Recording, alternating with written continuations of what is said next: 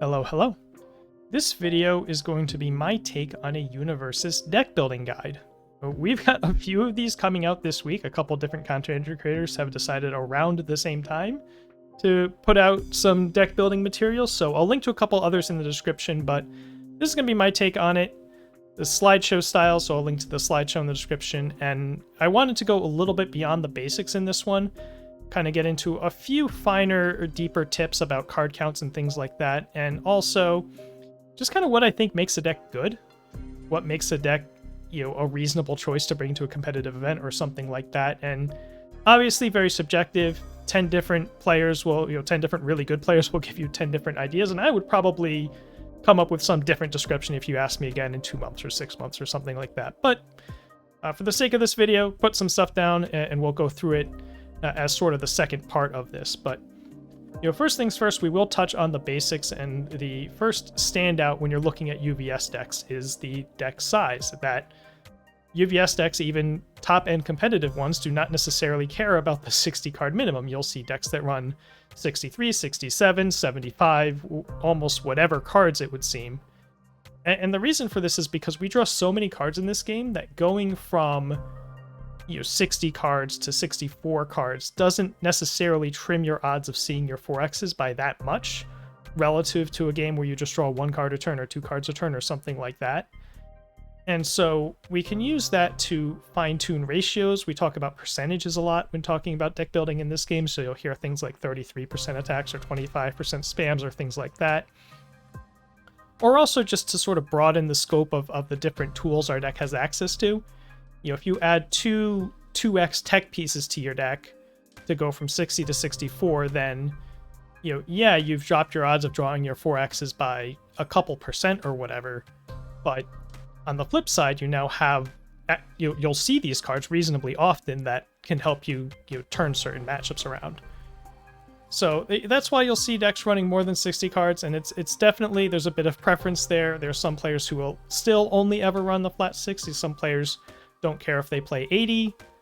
Personally, I try to keep to the mid to high 60s at maximum.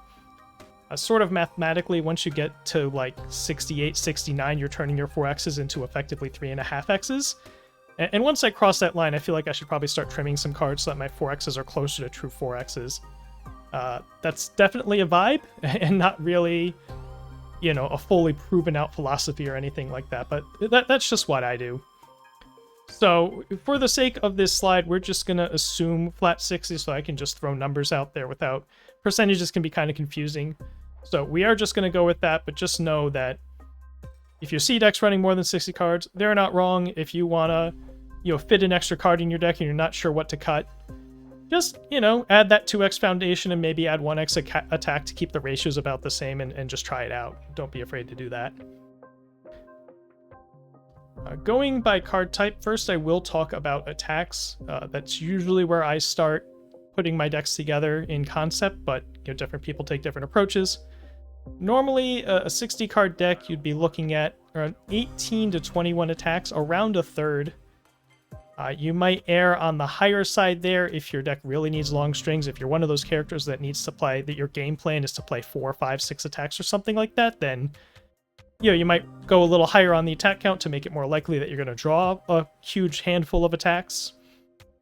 Or if some of your attacks aren't really attacks, right? If they're kind of like 1 damage utility moves with cool blocks on them, I usually try to count those as like half of an attack, in a sense, when I'm putting my attack lines together. But, obviously, there's a limit, right? At some point, you're checking so many 3s, that's a bit of a problem. Depends on your difficulty curve, etc. Or if your deck just doesn't have any card draw at all, you might go a little bit higher on the attacks, especially if you're a 5-hander. If you're a 5-hander and you just don't have any way to get extra cards, and sometimes you just need to draw attacks, right? One of the easiest ways to lose a game is to, have a chance to, swing back, have a chance to find a kill, and then you just brick, right? You just draw foundations. You don't get anything out of the opportunity. So, if that's a threat for your deck because you have no draw power, no way to find things, then you might err a little bit higher on the attack count. On the flip side, if you can, directly fetch attacks or loop them or get more attacks out of fewer attack cards with Echo or something like that, you can run fewer attacks. if all of your attacks are going to hit like a freight train and they're pretty likely to land, or maybe they're throws or something like that, you might be able to get away with running less attacks. Or if you simply just draw a lot of cards and you're more likely to see the attacks, then you also get to run fewer of them.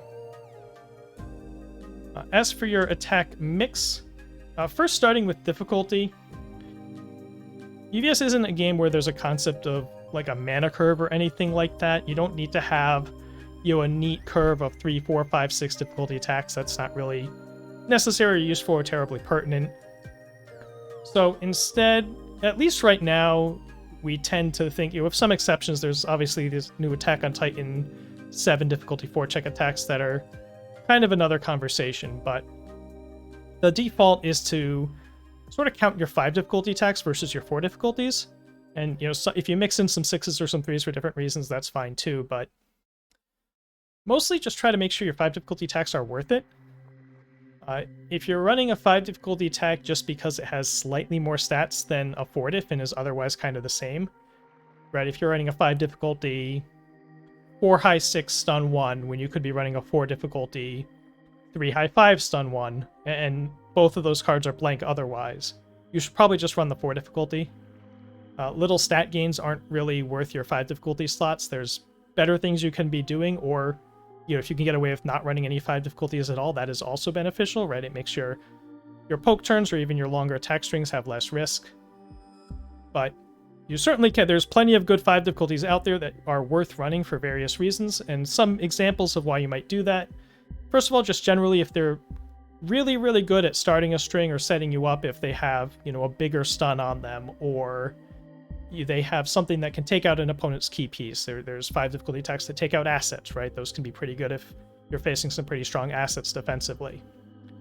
You might also have 5 diffs that just have stats you don't get to see on 4 difficulty attacks, right? This Big Freaking Explosion is one example. You're not going to find 4 difficulty attacks that get up to 20 damage, right? Generally speaking, whereas Big Freaking Explosion, and there's a category of these 5 difficulty attacks that have various ways to just get to enormous amounts of damage if you jump through the hoops if the game's gone long enough or whatnot. You could run those in your 5 difficulty attacks because they're doing something you definitely can't get out of a 4.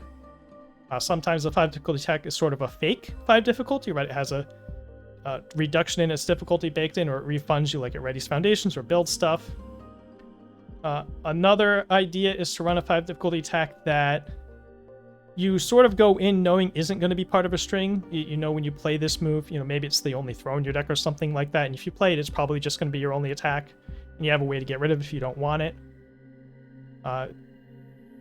Concrete examples besides throws, there's certain attacks you might just be playing for their effect, and this kind of bleeds into the unique effects category, where you're fine just playing this, building and passing the turn because whatever it's doing, whether it's blocked or not, is something you're pretty happy with. And you'll know that kind of card when you see it, I guess, basically, but certainly in the unique effects front, sometimes the 5 difficulty attack is the only card that does what it does, that you have access to on your symbols, and so if you want that effect, then you have to play the card. Ultimately, you'll usually see decks with anywhere from 0 to even as many as 10 5+ difficulty attacks, depending on how good they are at passing checks, what their game plan is, that sort of thing.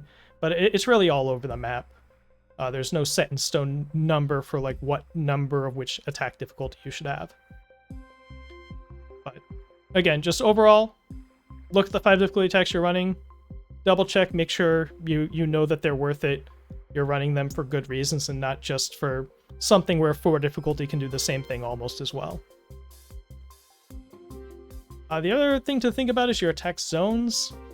There's not an entirely wrong way to handle your attack zones in terms of your pure numerical mix. Kind of anything can work, but similar to the 5 difficulty attack thing, mainly just think about what you're doing and make sure you're doing it on purpose and the attacks that you're choosing fit the purpose that you have. So, for instance, one idea would be to go full overload, where your entire attack base is all one zone, right? And you're just hoping that if you play 4 high attacks in a turn, your opponent will run out of high blocks. That's a fairly typical strategy that you'll see fairly often. That's a very easy thing to come up with to try, but in doing so, right, part of that picture is you need to be playing enough of those attacks in a turn. You need to be a string deck that is playing so many of those attacks that the overload works. If you're saying all my attacks are going to be high and I'm going to play 1 or 2 a turn, then you completely trivialize the game for your opponent. You have to actually play enough moves, and enough moves that they have to care about, that, you know, they don't just get to ignore one that does 3 damage and go whatever, that, you know, the overload is successful. Similarly, you might have an overload where most of your attacks are one zone, but you have a couple attacks on the opposite zone. There's 2 schools of thoughts on this. I usually like my mix-ups to be really high impact attacks, so that, you know, if they're respecting my overload, if, you know, I'm 18 high attacks and 2 low attacks, I want those 2 low attacks to do really good damage so that my opponent has to make judgment calls about whether they want to hold low blocks or not, even though my attacks are almost all highs. But another way to think about it is if they're not respectable at all, right, if they're just stupid 3 damage pokes, but you're happy to play them just to get the momentum, and your opponent's not going to respect them and you don't want them to, right, you can do a mix-up that way as well. And, you know, down the list, you know, if you have a 2-zone mix of attacks where you just are avoiding a certain attack zone, you know, whether that's a high-low mix or a high-mid or a low-mid, you might behave a little bit differently on what attacks you're playing.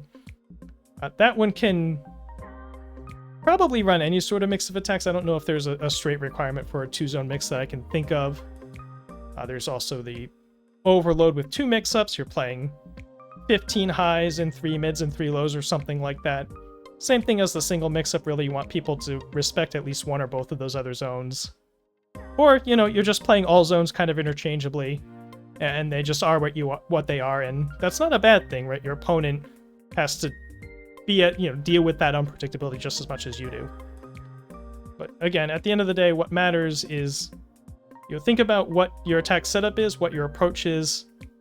You have a plan that's on purpose, and make sure the attacks that you're running line up with that. Aside from attacks, obviously the other major card type is foundations, and we're going to have more foundations than attacks for that matter. To an extent, the number of foundations in your deck ends up being dictated by how many things that aren't foundations you end up running. There is a minimum number of foundations you want to be running to have a functional deck, but it's not so high that you can't fit actions or assets or other card types in your deck, so usually you figure out how many of those actions and assets and stuff you're running, and then the rest is foundation cards. Generally, 55-60% is a pretty good rate. That leaves you plenty of room for other card types, but you could be 65 if you want. At some point, probably have a way to destroy them, you know, relative to deadlock if you're going to have really nothing but attacks and foundations in your deck. But smaller hand size, probably be a little bit thicker on the foundation count. 7 hand size, you can be a little bit greedier, running more actions and assets and that sort of thing, but for the most part, it's kind of just your other card count after your attacks and your blue and green and purple cards. Foundation difficulty, you know, what mix of foundations you want to play. You'll hear the term spam thrown around a lot.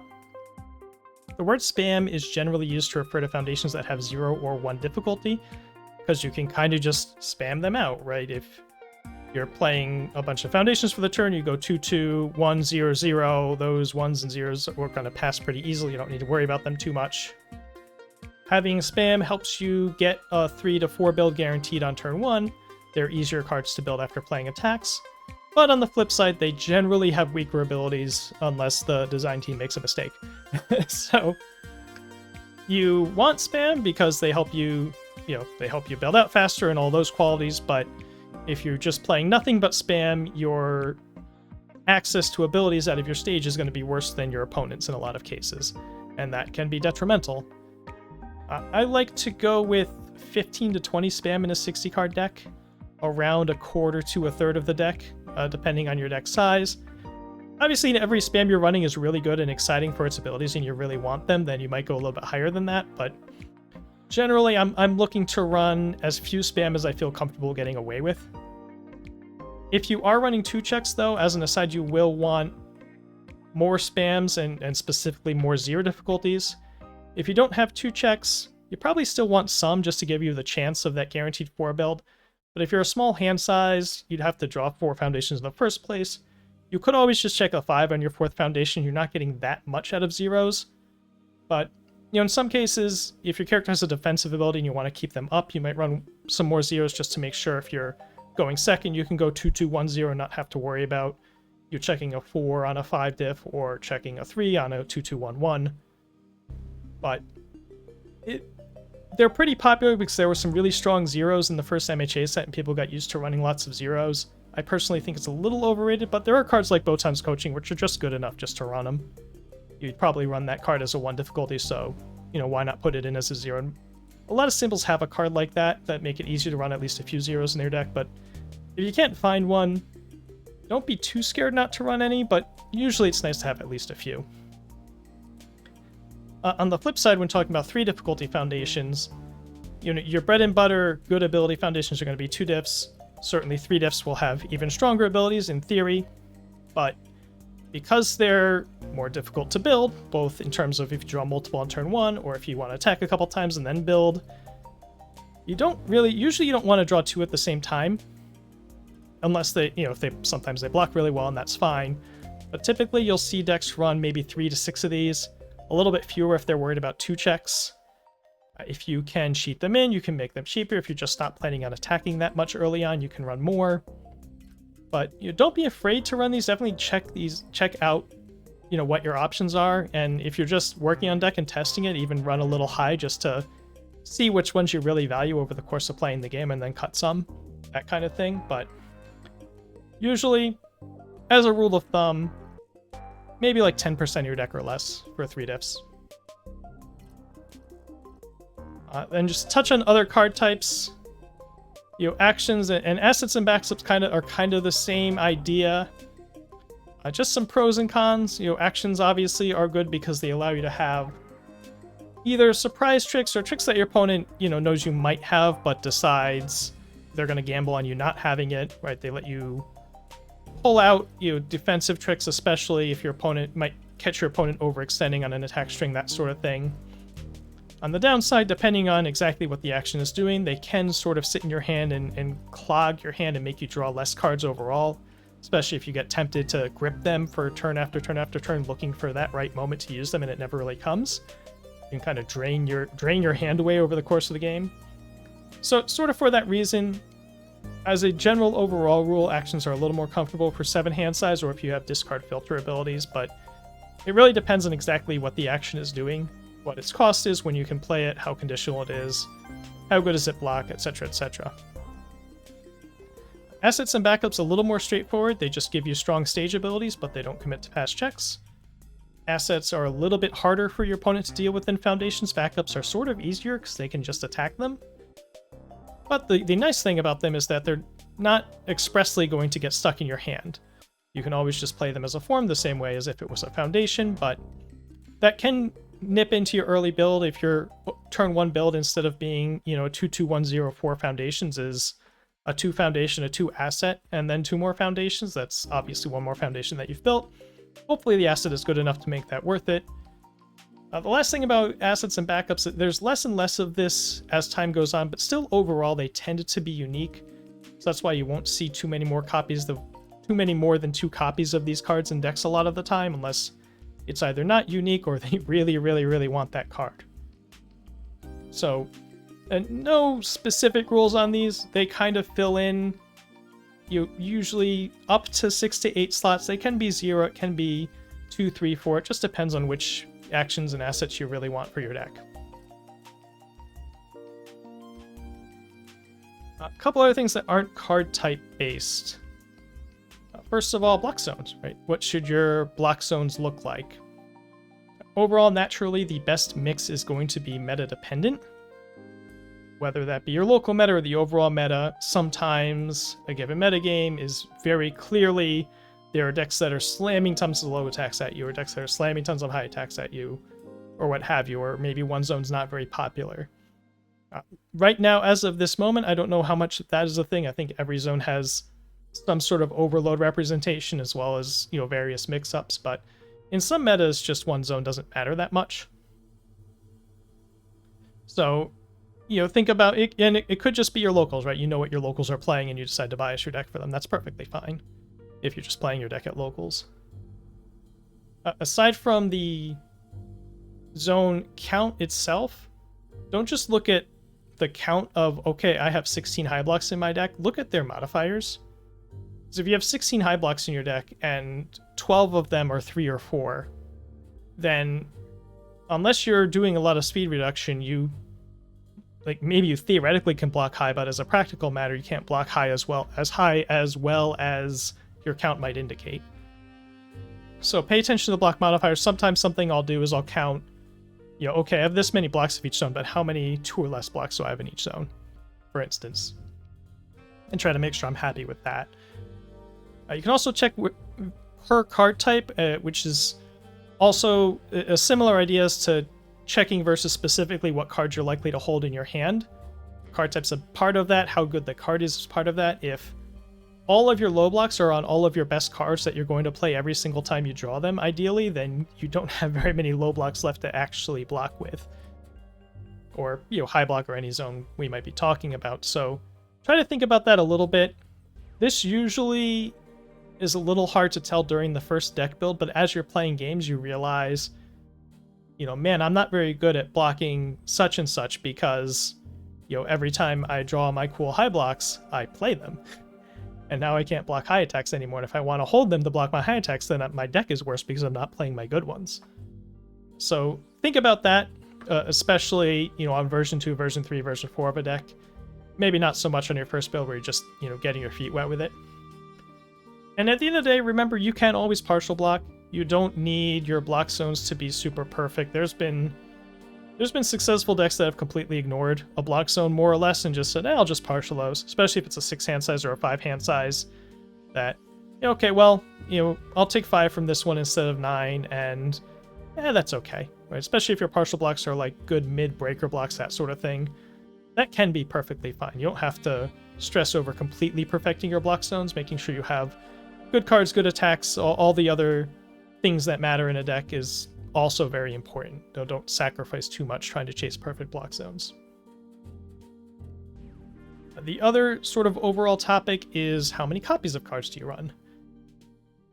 This can get into an essay in and of itself and a lot of debating, and different people have different descriptions for this. To put it in half of a slide here, I would say 4X cards are cards that not only do you want to draw them as much as possible, but you don't care if you draw multiple copies at once over the course of the game. It doesn't matter. You are perfectly happy to draw as many of those cards as you might possibly see, and then so you'll 4X it. Right? That's the kind of card you 4X. This can also apply to a lot of spam foundations where it's just, there's only so many 0 difficulty foundations on a given symbol, and so even if it's not a card you actively want to see a ton of, you'll 4X the 1/0 diff that you're running because it's just the best one. You've decided that's the one that you want, so you might as well 4X it. So there's some of those where it's just like, well, I might as well because I'm just filling a ratio or something like that. 3Xs, whether we're talking about attacks or foundations, those are cards that you want to see. They're good cards. You're happy to draw them, but they're not super critical, and you don't really want to get 2 at the same time, is how I like to think of it. I don't mind if I draw this card on back-to-back turns, but do I want 2 of that cool 5 difficulty attack on the same turn? Probably not, because I'm probably not going to play them both back-to-back as part of an attack string.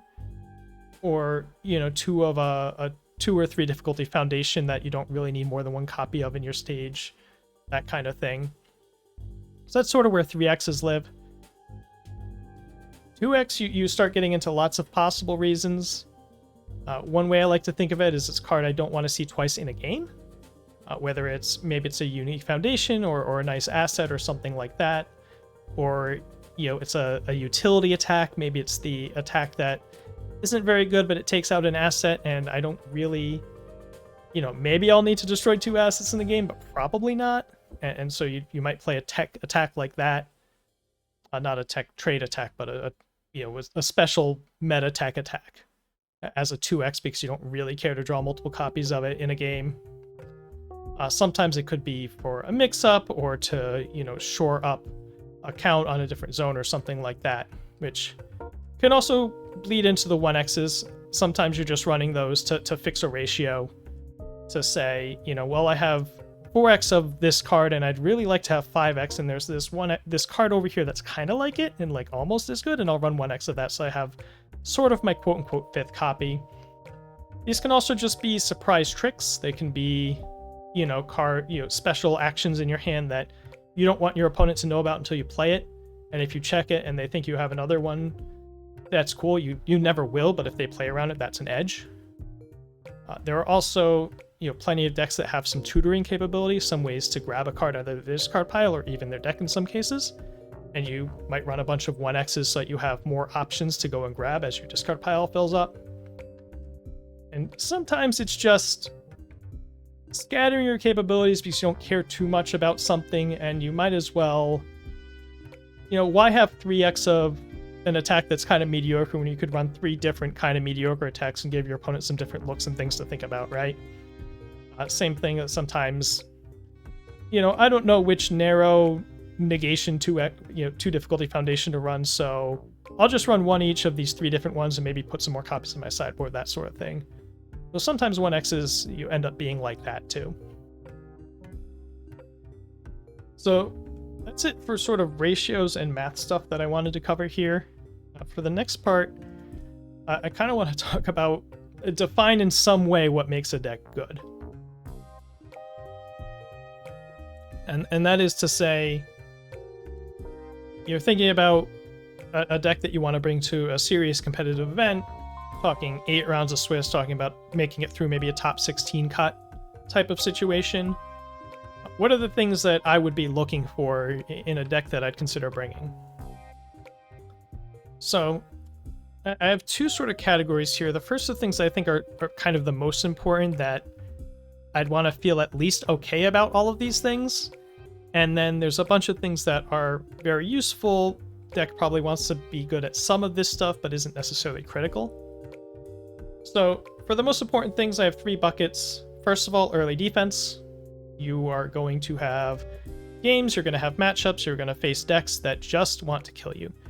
They are just going to full send, play every attack they draw, take every risk, just may or may not even be playing that much defense, just they want to kill you ASAP. And so when you're looking at your deck, when you're building your deck and deciding what decks you want to bring, you want to make sure you have a plan for this, because it's going to happen. It's going to come up. And that plan can be, well, I'll just drag race them. We'll make it a coin flip, see who wins the die roll, and they'll just win the match, and I'm just okay with that. Worst case, it's a 50-50. That's not the worst thing in the world. Ideally, you feel a little bit better about a given matchup than that, but it's a card game. Do you expect to do too much better than 50-50? So it's kind of fine to just say I'm going to drag race them, but maybe a little bit better is if you can slow them down a bit, if you can buy a turn in a way that they maybe aren't able to, and then you can kind of get an edge in that race. Or, maybe you feel good about your deck's ability to really establish a strong defensive controlling board if it can buy that time and get to a turn 4, turn 5, turn 6 board state where the opponent just lobbing every attack they see isn't going to work anymore. Anything like that is fine. Just make sure you've thought about it. Make sure your deck isn't just stone dead to someone coming at you like a raging Neanderthal. On the flip side is what we often call wall break. Just like you're going to have matchups with opponents that only care about killing you as soon as they can, you're going to have matchups, especially as you get into top tables, especially as you get into top cuts, where you're going to face opponents that just want to defend. They're going to play as tough of a defense as they can assemble. They're going to hold a lot of cards in their hand. They're going to build a lot of foundations. They're going to try really hard not to give you any easy openings, and if someone does that, your deck needs to be able to win that game somehow. Otherwise, you're free win, right? If all you can do is either kill them before they get set up or lose, then that makes it a pretty easy game for those decks a lot of the time. So I really like to prioritize trying to make sure I have some kind of plan for this situation. And that can take a number of shapes. It can be sort of scaling stats that, as the game progresses, you're able to assemble so many stats that even the really good defenses can be toppled by it. It can be having a really good poke game, which we'll talk about in a little bit, where you put them in tough situations where they kind of have to take some damage, and you can kind of chip them away and get them down to 10, 15, something like that, maybe 18 in a 6-hander or that kind of health range where it gets easier to do the big kill turn. A lot of times it can involve cards that take away their defensive pieces. You can go snipe out their foundations, their assets, cards from their hand even these days. That can be a way to break down a wall. But just try to think about it, make sure you have some idea of what your plan is, and hopefully try to test into some of those games. Try to think about when you end up in those situations, because it doesn't have to be a dedicated defensive deck. Really, almost any deck can just say, I'm gonna, it's turn 4, I have 8 foundations, I'm gonna play 2 foundations and pass with 4 in hand.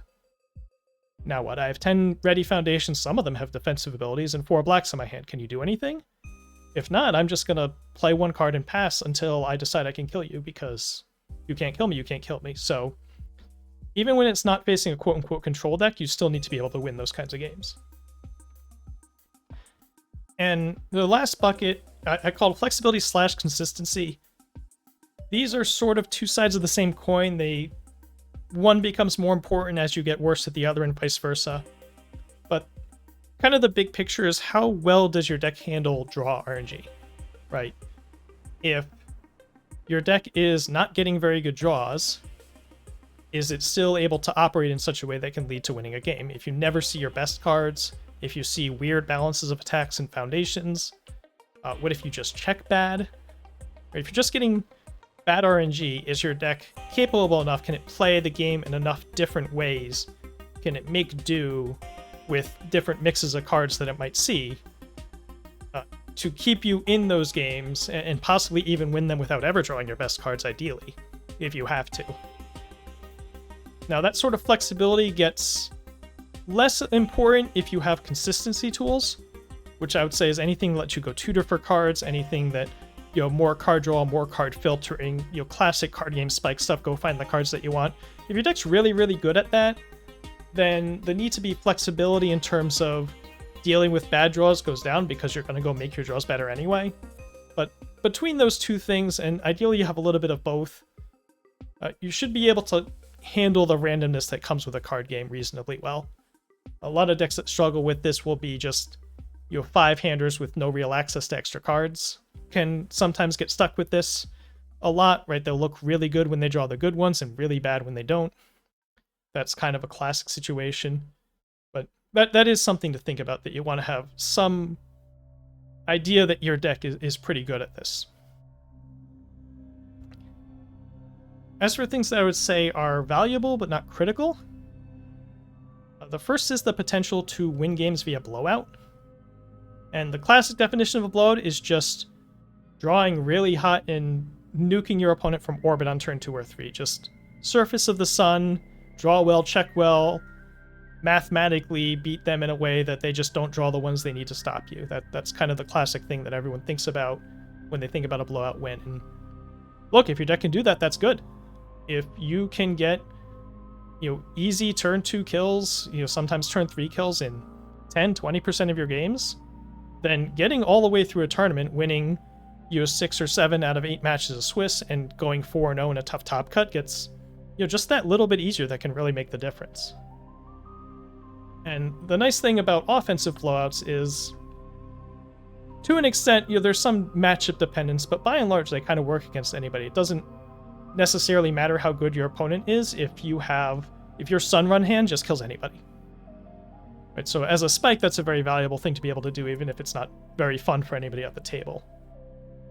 However, there's also this idea of what I would call a defensive blowout, which is sort of what I described earlier, where your deck has enough defense, or just a lot of defense, to be able to recognize when your opponent can't kill you without your permission.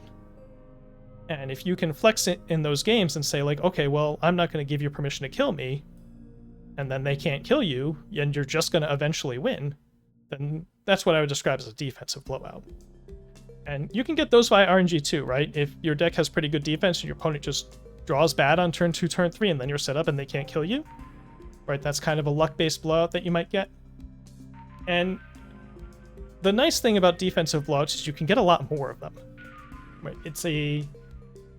In terms of the early rounds of an event, you're a little more likely to run into people that haven't really thought through their offense And if you're playing an aggressive deck that's trying to race things, well, they can race you back. But if you're playing a defensive deck that's saying you can't kill me and they can't kill you, then you're just going to win all of those. So there's some merit in that. The downside is, as you get into the deeper rounds, as you get into the top cuts, you're less likely to have those matchups. Typically, if you're in a top 4 or finals or something like that, your opponent can probably beat defensive decks, and you need to make sure you can compete with them and win before they do. But in terms of just making top cuts, defensive decks can be really, really good for that. The second bucket I have here is something I call threat diversity, and that's how many different threats do you have? How many different lines of attack? How many different gameplay patterns can you make your opponent worry about? Because if your whole deck relies on landing a certain move to win, if the only way you're going to win is if you land that 20 damage 5 diff, then all your opponent has to do, and it's relatively easy for a good player to do this usually, is to just decide they're not going to let that 20 damage 5 diff hit them. And so unless your deck's really good at making it land anyway, then they're just going to win that game for free. They say, I'm just going to stop this one thing. If you can't kill me without it, then cool, right? I'm just going to win this one. So having a diverse range of threats is good just for that strategic reason, and kind of big picture, you can force your opponent to decide which threats they want to prioritize. At some point, if you're making them choose between, do I focus on blocking the 20 damage 5 difficulty move? Do I worry about, that echo attack on another zone? Do I worry about, this tech card that can come in and mess with my hand, like that sort of thing? You can't prepare for everything if there's enough of a range of threats. And so that can be very useful at just giving you an edge where they just guess wrong.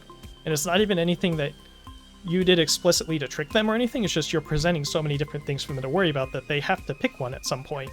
Or, pick 2 out of the 3, and then you have the third one. So having a diverse range of threats is very useful. 2 other categories. One is I'd call Backswing. And this is the classic, your opponent thinks they can kill you, but they're wrong.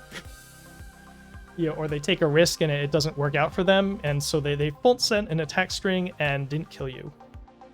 Well, okay, now maybe you had 1 attack in your hand and you're drawing 6 fresh ones. How likely is it that that hand that you just drew is going to have enough damage in it to kill an opponent who is a punching bag? This is a thing that some decks are better at than others.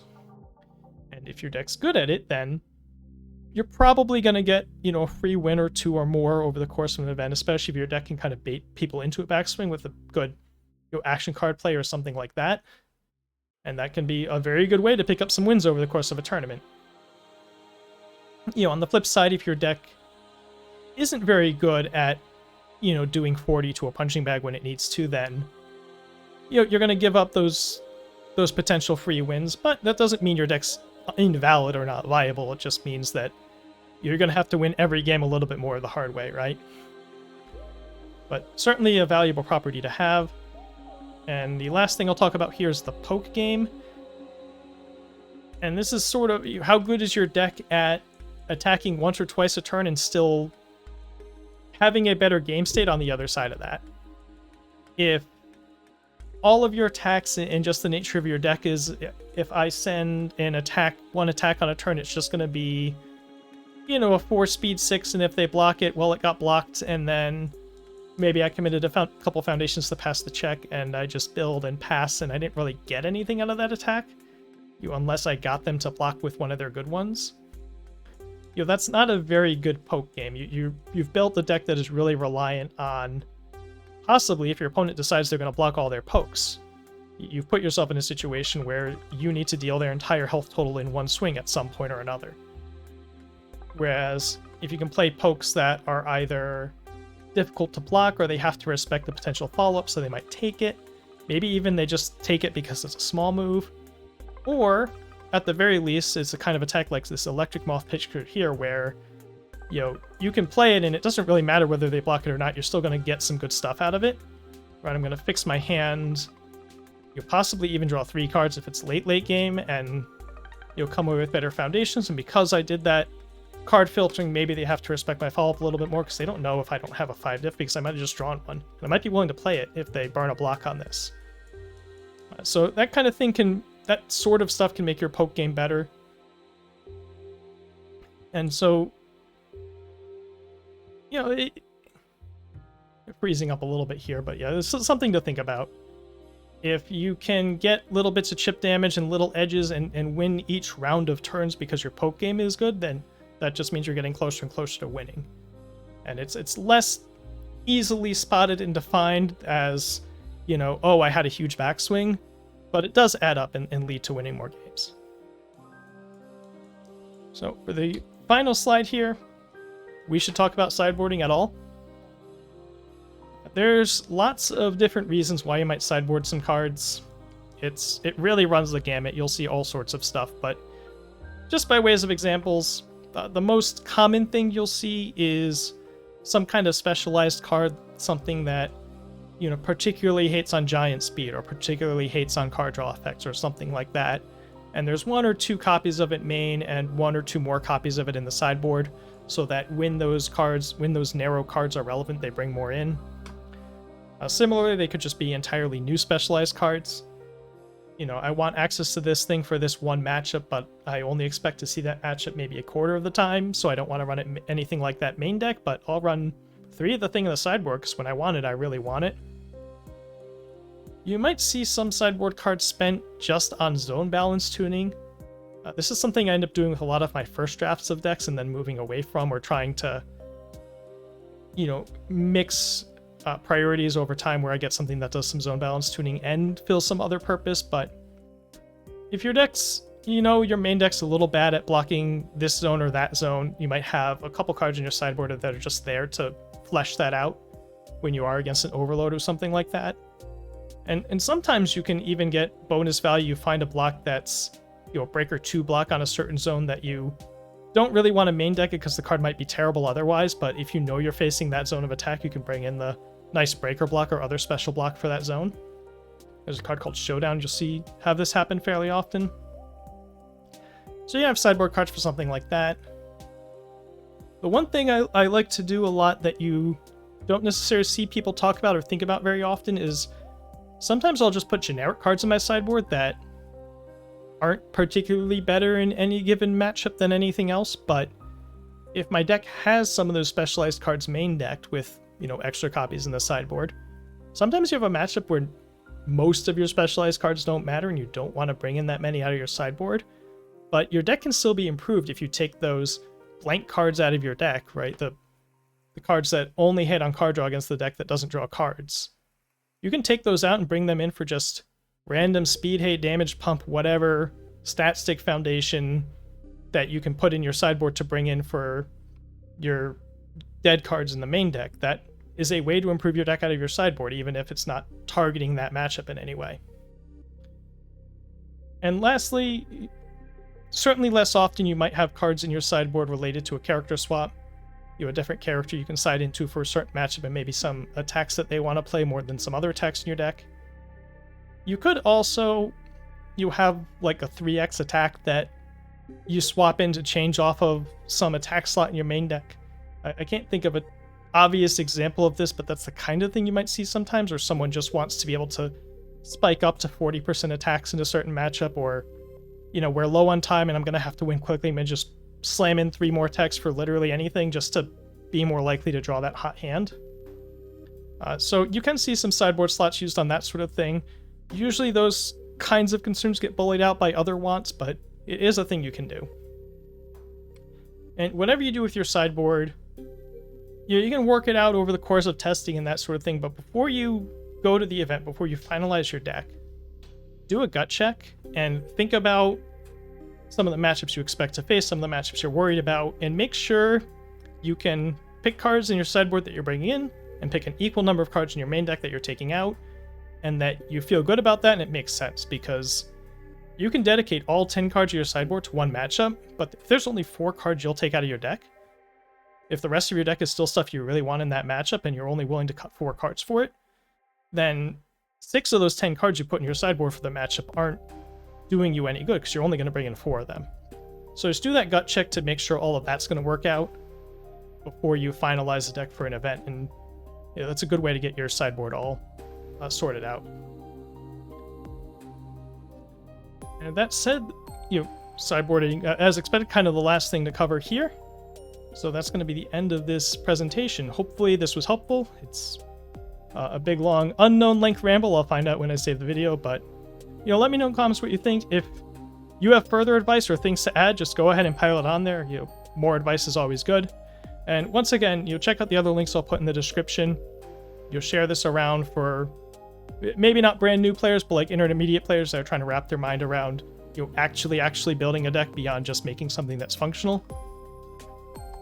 And yeah, like, comment, sub, all that good stuff. My next video could be any number of things. I'm not really sure what it's going to be. They're kind of intermittent on this channel, but it'll be something.